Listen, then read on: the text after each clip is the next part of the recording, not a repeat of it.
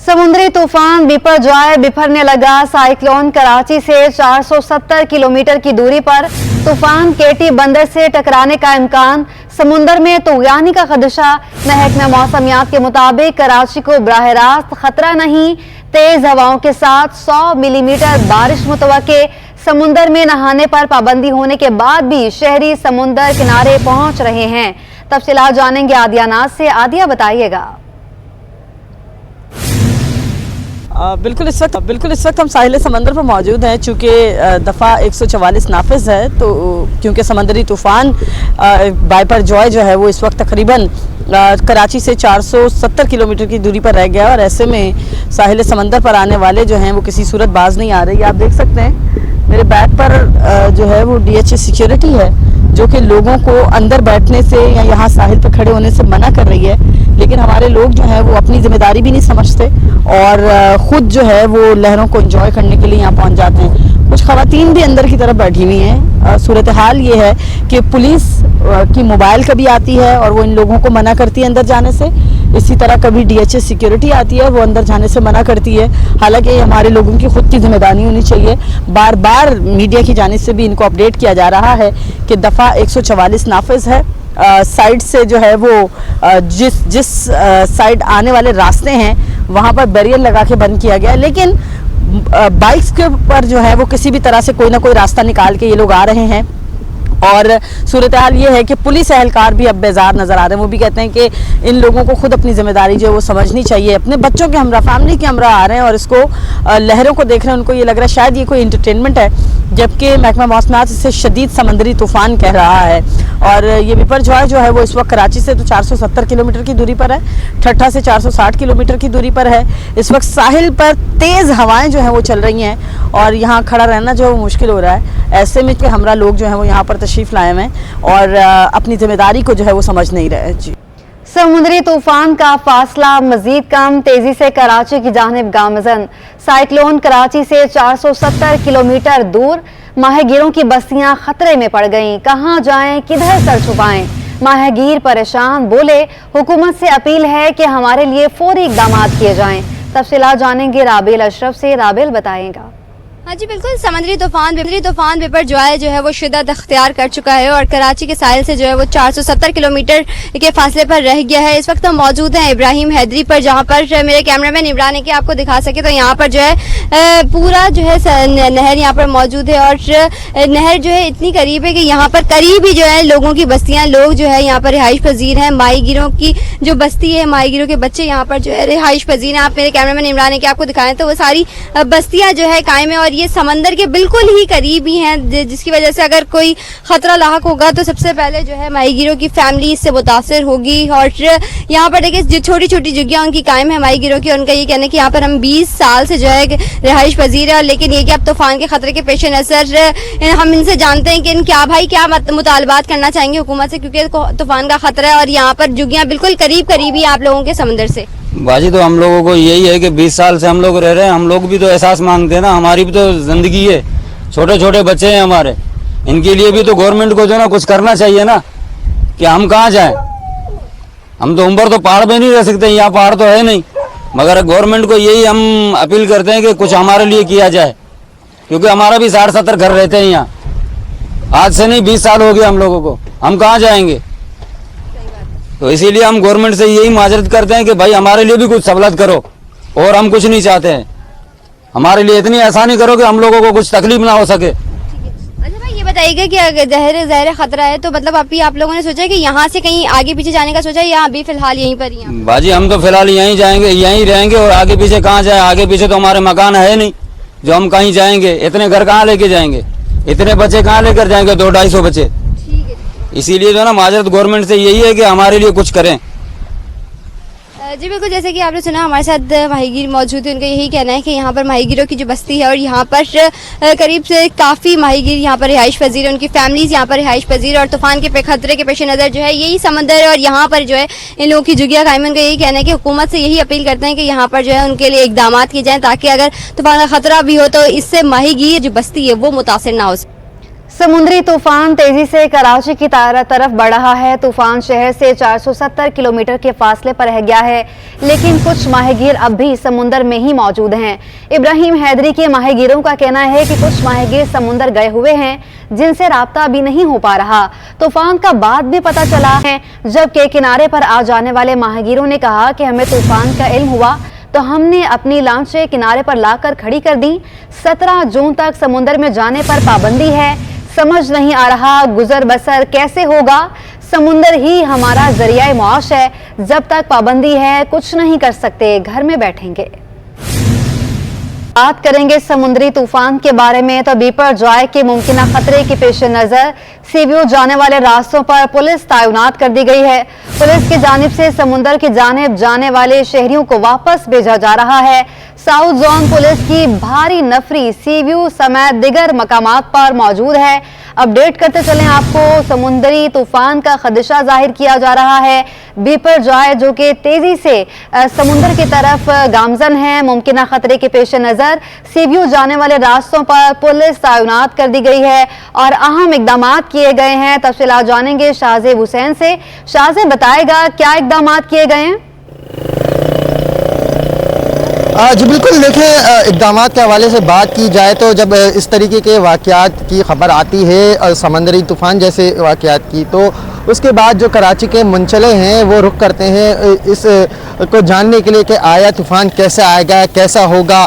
तो इसके लिए पुलिस ने भी जो है अपनी जो स्ट्रेटजी है वो बनाई है और साहिल पर आने वाले शहरियों को वापस जो है घरों पर रवाना किया जा रहा है। मैं इस वक्त मौजूद हूँ साहिल जो कि क्लिफ्टन का साहिल है, सीव्यू के मुकाम पर मौजूद हूँ और ये क्लॉक टावर का एरिया है। जबकि साथ साथ मैं आपको बताऊँ कि यहाँ पर पुलिस की भारी नफरी तैनात की गई है। यहाँ पर आने वाले जो शहरी हैं उनको समंदर की जानिब जाने से रोका जा रहा है, क्योंकि महकमा दाखिला सिंध की जानिब से एक तो दफ़ा 144 नाफिज की गई है, जबकि साथ साथ समंदर पे नहाने के पर पाबंदी के साथ साथ जो वहाँ पर जो शहरी आते हैं दीवारों पर बैठते हैं, सीव्यू के अतराफ जो दीवारें कायम है वहाँ पर बैठते हैं और वहाँ से नज़ारा करते हैं, तो वहाँ पर भी जो है पाबंदी आयद कर दी गई है। क्योंकि ये तमाम इक़दाम शहरियों की हिफाजत के लिए किए जा रहे हैं। तो ये जो क्लिफ्टन का साहिल है उसके अलावा अगर बात की जाए जिसमें हॉक्स बे, सेंसपेट पॉइंट और इसी तरीके से मुबारक विलेज की तरफ जाने वाले शाहराहों पर भी पुलिस की भारी नफरी तैनात की गई है। इस वक्त मैं दिखाऊं तो यहाँ पर पुलिस के चाको चौबंद दस्ते, DHA हुक्काम और उनके साथ दीगर जो कानून नाफिज करने वाले इदारों के एहलकार हैं वो भी जो है तैनात हैं। मेरे साथ यहाँ पर एक अफसर मौजूद हैं जो ड्यूटी के फ़राइज़ सर अंजाम दे रहे हैं। ये बताएगा कि यहाँ पर जो शहरी आ रहे हैं उनको किस तरीके से रोका जा रहा है? जो भी यहाँ पर आ रहे हैं आवाम जो भी घूमने के लिए आ रही है, उन्हें जिस तरह के अफसरान वाला ने मना किया हुआ है और कमिश्नर कराची साहब का भी हुक्म है और आपको भी बताया कि 144 लागू कर दी गई है साहिल समंदर पे। लिहाजा आवाम को जिनको नहीं है पता उनको बता के वापसी अपने घरों को मूव करा रहे हैं ताकि किसी भी किस्म का नुकसान या कोई मामला ऐसे ना हो जिसकी वजह से बाद में कोई मामला ख़राब हो सके।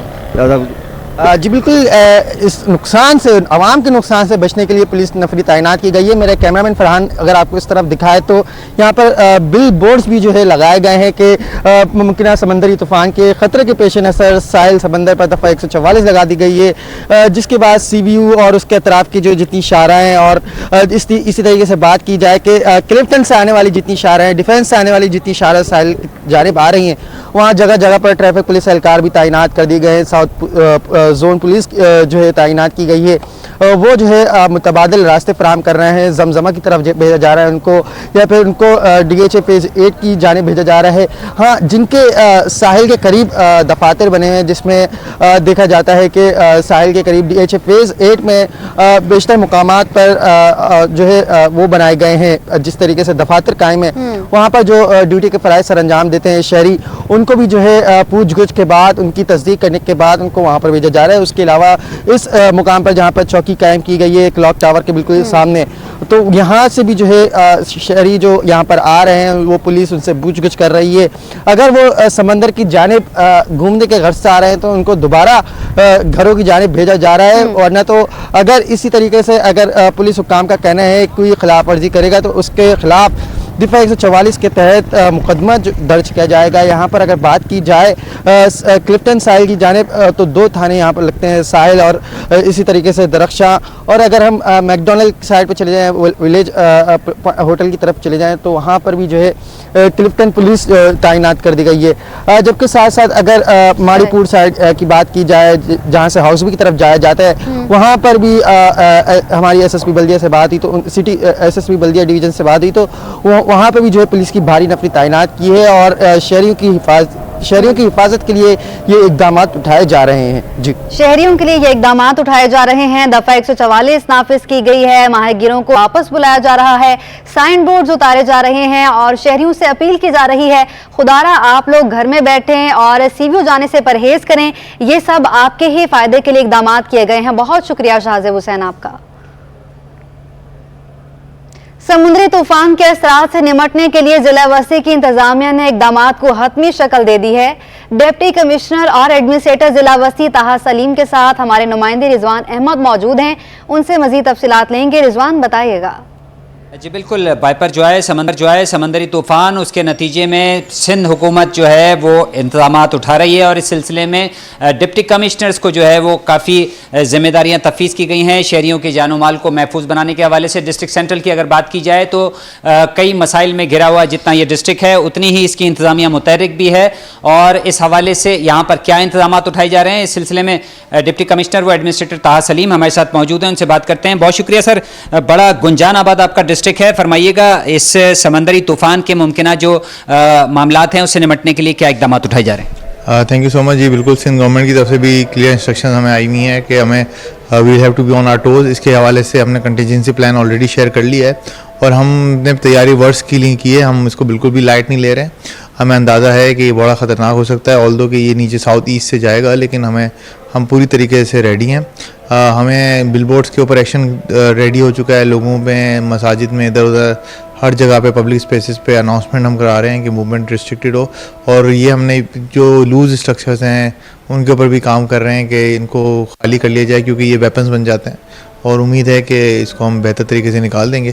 अभी हमारी एक मीटिंग भी हुई जिसमें KMC, DMC सारे असिस्टेंट कमिश्नर साहिबा मौजूद थे, तो उसमें भी इसी पे बात हुई है कि जितनी जल्दी हो सके जितने नाले हम चॉकिंग पॉइंट क्लियर कर लें, एटलीस्ट अगर पूरे नाले साफ़ नहीं हो सकते इन 1-2 दिन में, ताकि बारिश का पानी जो है उसकी भी निकासी हो जाए और जो हवा का तूफ़ान आएगा उसके लिए पहले से तैयारी हमने की है।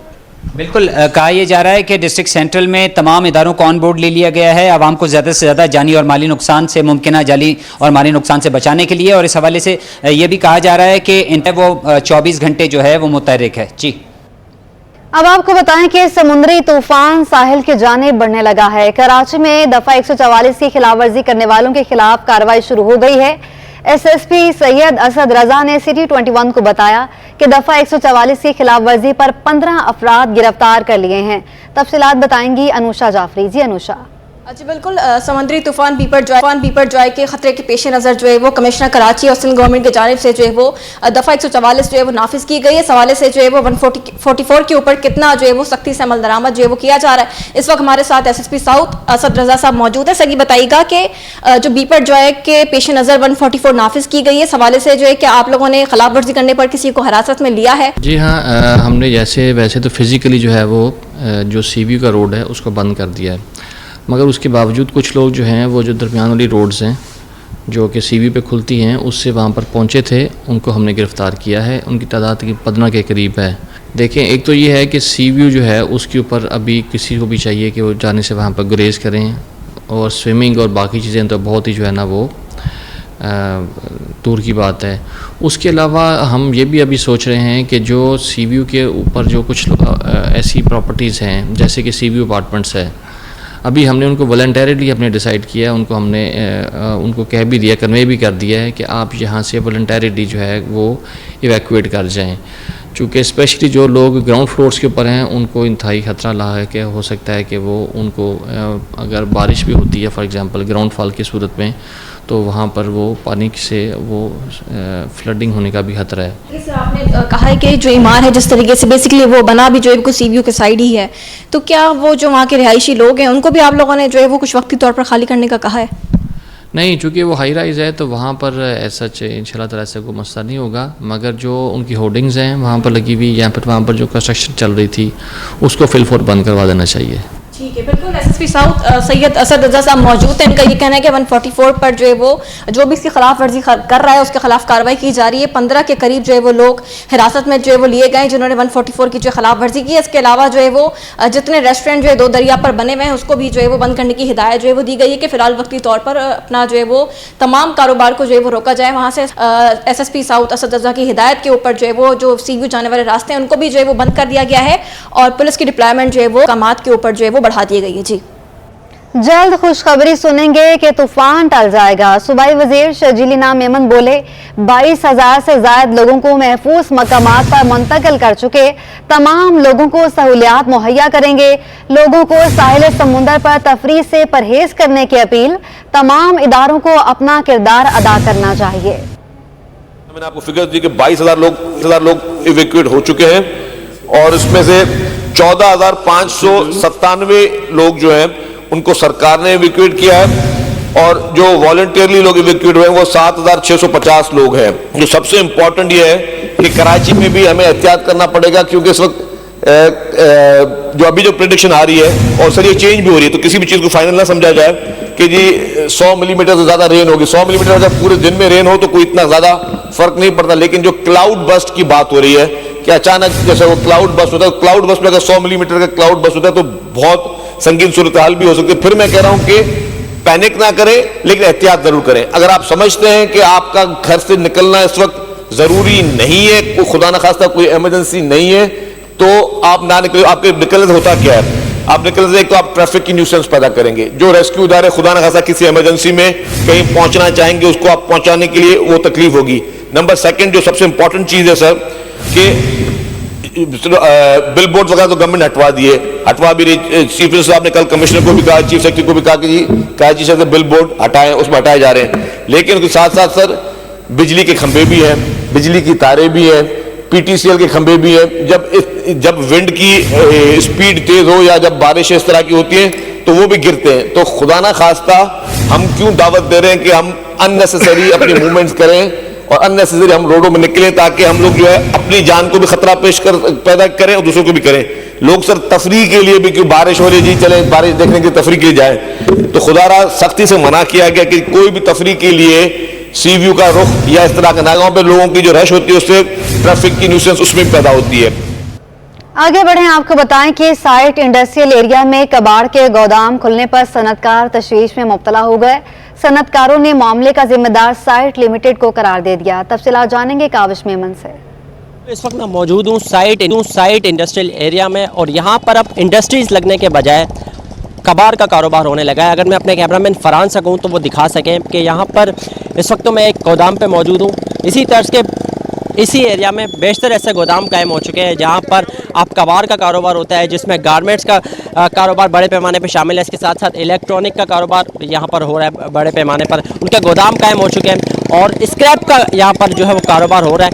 और इस हवाले से जो यहाँ पर सनतकार हैं वो शदीद जो है वो तशवीश में मुब्तला होते हुए हमें दिखाई दे रहे हैं। उनका इस हवाले से कहना है कि यहाँ पर एक्सपोर्ट, ज़ाहिर है कि पाकिस्तानी एक्सपोर्ट को ऊपर लेवल पर ले जाने के लिए इंडस्ट्रियल एरिया अहम किरदार अदा करते हैं। और साइट इंडस्ट्रियल एरिया की बात कर ली जाए तो जो बड़े सनती जोन हैं उसमें जो है वो एक अहम दर्जा हासिल है साइट एरिया को। और तो इस हवाले से जो इंडस्ट्री के लोग हैं उनसे हमारी जब बात हुई तो उनका ये कहना था कि साइट लिमिटेड इस तमाम तर मामलात में जो है वो शामिल है और इन तमाम तर मामलात का ज़िम्मेदार जो है वो सनतकारों ने साइट लिमिटेड को ठहराया। उन्होंने कहा है कि जो मुख्तलिफ ममालिक से एब्रोड से बिजनेसमैन यहाँ पर आते हैं और पाकिस्तानी मसनूआत को देखते हैं, इंडस्ट्रीज़ का दौरा करते हैं, तो वो इस हवाले से थोड़ा तजब्जुब का शिकार दिखाई देते हैं, थोड़ा अपने तहफ़्फ़ुज़ात का इज़हार करते हैं और ये कहते हैं कि ख़ास तौर पर जो सनती एरिया है उसके साथ जो है वो इस तरह का कारोबार नहीं होना चाहिए, उनके लिए कोई अलग से जगह मुतय्यन होनी चाहिए। सनतकार है वो इस तमाम तर सिचुएशन में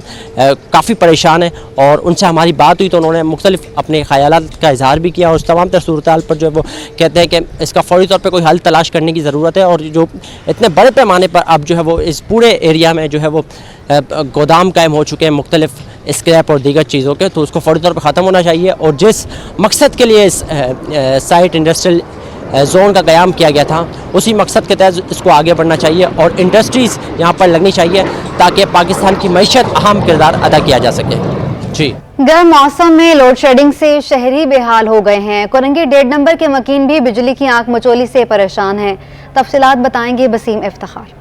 जी बिल्कुल, के इलेक्ट्रिक का दावा है कि कराची में कहीं पे भी गैर एलानिया लोड शेडिंग नहीं की जा रही है और अगर कहीं पे केबल फॉल्स आता है या फिर तकनीकी ख़राबी आती है तो उसको लोड शेडिंग की तजबीह ना दी जाए। लेकिन हम देख रहे हैं कि कराची में मौसम जो है वो गर्म हो गया है, शदीद गर्मी है, हब्स की कैफियत है और ऐसे में लोड शेडिंग की वजह से शहरियों के मामूलात ज़िंदगी शदीद मुतासिर हो रहे हैं। मैं इस वक्त मौजूद हूँ कोरंगी 1.5 नंबर में और यहाँ पर इस वक्त बिजली मौजूद नहीं है, जिसकी वजह से यहाँ के लोगों को मुश्किलात का सामना करना पड़ रहा है। कमरे में नहीं बैठ पाते क्योंकि बिजली और ना होने की वजह से, गर्मी और हब्स की वजह से लोगों को जो है वो सहन में बैठना पड़ रहा है। इस वक्त यहाँ पे मेरे साथ एक शहरी मौजूद है, इस घर के मकीन, इनसे जानते हैं क्या सूरत हाल है लोड शेडिंग की, ये बताएं कितनी परेशानी है। बहुत परेशानी है, बिजली की बुरा हाल है, बहुत बुरा हाल है। घर से बाहर निकल गए हैं, देख रहे हो हमारे पसीनों में क्या हाल हो रहा है और ये कहते हैं बिजली आ रही है, कोई भाई यानी 3-3 घंटे गायब हो रही है। घर में भी नहीं बैठ सकते, बच्चे नहीं बैठ सकते, बीमार हो रहे हैं, यह हाल है हमारा। समझिए, अल्लाह पूछेगा इनको, परवरदिगार आलम।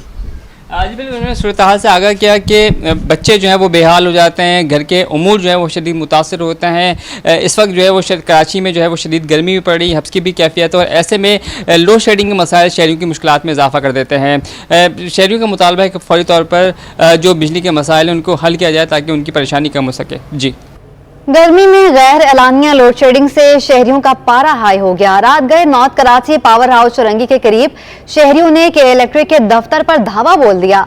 मुश्तइल अफराद की जानिब से दफ्तर पर पथराव किया गया। बिजली लोड शेडिंग ने शहरियों को बेकाबू कर दिया। नॉर्थ कराची पावर हाउस चौरंगी के करीब मुश्तइल अफराद के इलेक्ट्रिक के पावर स्टेशन और दफ्तर पर पहुंच गए। शहरियों की जानिब से पथराव पुलिस के पहुंचने पर भी जारी रहा। वाक़े के बाद मुश्तइल अफराद फरार हो गए।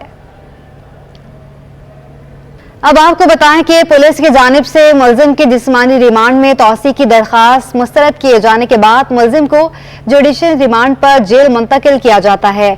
जुडिशल रिमांड क्या है और तफ्तीशी अफसरान की जिम्मेदारियों के हवाले से बुकला क्या कहते हैं, ये बताएंगे शहरयार सदीकी। जी शहरयार। जी बिल्कुल, देखिए इस वक्त मैं मौजूद हूँ सिटी कोर्ट में। गुज़िश्ता रोज़ जिस तरीके से जिस्मानी रिमांड से मुताल्लिक तफसीलन हमने आपको आगाह किया, पुलिस की जानिब से मुलजिम के जिस्मानी रिमांड में तौसी की जब दरख्वास्त को अदालत की जानिब से मुस्तरद किया जाता है तो किसी भी मुलजिम के जुडिशल रिमांड के लिए अदालत की जानिब से हुक्मनामा जारी किया जाता है। जुडिशल रिमांड यानी अदालती रिमांड बेसिकली होता क्या है और इस जुडिशल रिमांड के दौरान तफ्तीशी अफसर की क्या जिम्मेदारियाँ हैं और जुडिशल रिमांड का फैसला दिए जाने के बाद किस तरीके से जो है वो पुलिस की जानिब से अमल दरामद किया जाता है, किस तरीके से काम किया जाता है, क्या तमाम तर कार्रवाई अमल में लाई जाती है, उस हवाले से बात करने के लिए बैरिस्टर सरफराज मैथलो साहब आज हमारे साथ मौजूद हैं। उनसे जो है वो इस हवाले से बात करेंगे। सर बहुत शुक्रिया आपके कीमती वक्त के लिए, क्या बताना चाहेंगे? जो इशू आपने उठाया है वो इस मुल्क में काफ़ी सालों से बड़ा क्रिटिकल इशू है। आमतौर पे ये होता है कि अगर पुलिस को रिमांड मिल गया मेरा तो पता नहीं क्या हाल करेगी पुलिस। इसीलिए जवाबदार जो मुलजिम होती है उसकी कोशिश होती है उसके वकील और उसकी कि ये जुडिशल कस्टडी में जाए।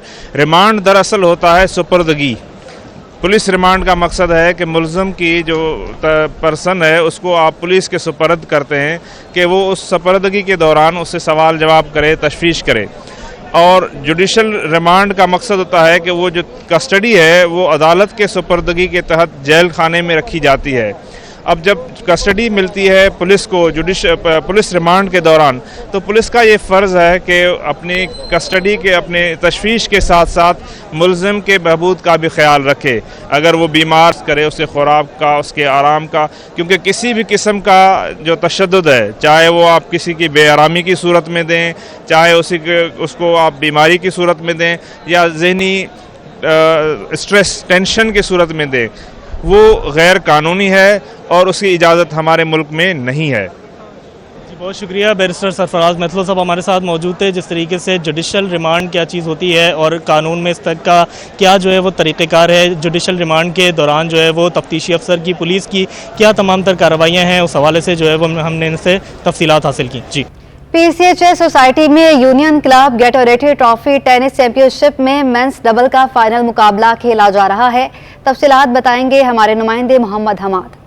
Union club Gatorade trophy test championship में जो है मेंस डबल का जो मुकाबला है, फाइनल का मुकाबला जो इस वक्त खेला जा रहा है, जो इस वक्त टेनिस कोर्ट यूनियन क्लब में ये मुकाबला जारी है। मेरे साथ मौजूद हैं कराची टेनिस एसोसिएशन के सेक्रेटरी सरवर हुसैन साहब, हम उनसे बात करते हैं। सरवर भाई, क्या कहेंगे, क्या समझते हैं इस तरह के टूर्नामेंट से और मज़ीद कितना फ़ायदा होगा बच्चों को, ताकि वो आगे जाके अपना जो एक्सपीरियंस है वो बाहर मुल्क में भी जाके शेयर करें और बाहर मुल्क में भी जाके खेल कर जो है पाकिस्तान का नाम रोशन करें? अभी तो माशाल्लाह इंटरनेशनल भी जापान जा रहे हैं रहमानी साहब लेके टीम को ना, तो यहाँ से तो काफ़ी एक्सपीरियंस होता है बच्चों को। तो हम तो हर 15 दिन या महीने में हम टूर्नामेंट एक रखते हैं माशाल्लाह ना। और उसके अलावा ये तो गैटोरेट है, ये 3rd गैटोरेट करा रहे हैं। इसके बाद नेक्स्ट जो है वो हम कराची क्लब में इंशाल्लाह कराएंगे। वेस्ट बरी है वो नेशनल टूर्नामेंट है। गर्ल्स की तो बहुत ज़्यादा दिलचस्पी है और फिर हम भी चाहते हैं कि गर्ल्स ज़्यादा से ज़्यादा आएँ। फिर हम उनको बच्चों को ट्रेनिंग भी देते हैं, लड़कियों को ख़ासकर गर्ल्स को ना, तो माशाल्लाह इस दफ़ा एंट्री ज़्यादा हैं। आज देखें बिल्कुल ये यूनियन क्लब जो है गेटोरेट ट्रॉफी टेनिस के जो चैम्पियनशिप के जो मुकाबले हैं इस वक्त खेले जा रहे हैं, और आज जो है मेंस डबल का ये मुकाबला इस वक्त खेला जा रहा है। और इसके साथ साथ जो है इसमें टोटल 9 इवेंट है, जिसमें जो है वुमेंस की जो है टीमें भी हैं और सिंगल मेंस के भी जो है मुकाबले हैं वो खेले जा रहे हैं। जबकि इस वक्त जो है जो फाइनल का मुकाबला जारी है, बड़ा ज़बरदस्त मुकाबला चल रहा है। हमारे साथ जो मौजूद थे कराची टेनिस एसोसिएशन के सेक्रेटरी सरवर हुसैन का ये कहना है, ये जो लड़के हैं और जो लड़कियाँ हैं ना सिर्फ यहाँ पर टेनिस कोर्ट में खेलते हैं बल्कि बाहर इंटरनेशनल लेवल पर भी खेलने जाते रहते हैं और वहाँ पर जाकर भी जो है अपनी बसलाहियत दिखाते हैं और पाकिस्तान का नाम रोशन करते हैं। जी।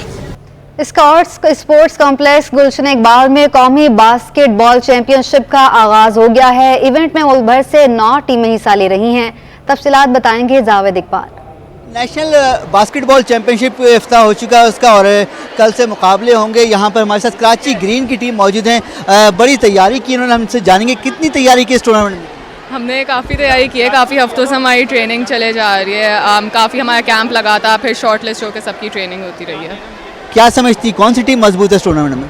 इस टूर्नामेंट में तो वापडा ऑब्वियसली सबसे मजबूत टीम है, लेकिन हम लोग को लगता है कि हमारी टीम भी बहुत ज़्यादा फाइट देगी इंशाल्लाह। सबसे मेहनत कर रही थी इस टूर्नामेंट के लिए? हमारी बहुत पहले से ट्रेनिंग स्टार्ट हो गई है, और 1 महीना हो गया है माशाल्लाह से। बहुत अच्छी ट्रेनिंग चल रही है हमारी, सबकी अंडरस्टैंडिंग बहुत अच्छी हो गई है, तो इंशाल्लाह। जरूरत पड़ती है इस खेल में लंबे खिलाड़ियों की? लंबे खिलाड़ियों की ज़रूरत तो है, मतलब फ़ायदा है जिनके पास लंबे खिलाड़ी हों, लेकिन स्किल्स आपके ज़्यादा ज़रूरी हैं। जी। आप समझती हैं टैलेंट और आपके पास है कि टेक्निक्स अच्छी है, आप लोग की जीतेंगी आप? जो हमें सिखाया हुआ है उसके मुकाबले में आई थिंक हम लोग कर सकते हैं। आप क्या कहेंगी, लग रहा है कराची टीम अच्छा खेलेगी? क्योंकि सुना है कि वापडा की टीम बड़ी मजबूत है, लाहौर अच्छी तैयारी से आई है, कोयटा है, हज़ारा है। इंशाल्लाह कराची भी अच्छा खेली। हम लोग बहुत टाइम से प्रैक्टिस कर रहे हैं, बहुत हमारी कोऑर्डिनेशन अच्छी बनी हुई है, तो इंशाल्लाह we will win. Best of luck. Karachi की टीम अच्छा खेले अपने होम ग्राउंड पर, और ये इनकी ख्वाहिश भी कि अच्छा खेलें, दूसरी टीमों को हराएं। अब देखते हैं कि मुकाबले में कराची की टीम करती क्या है। जी।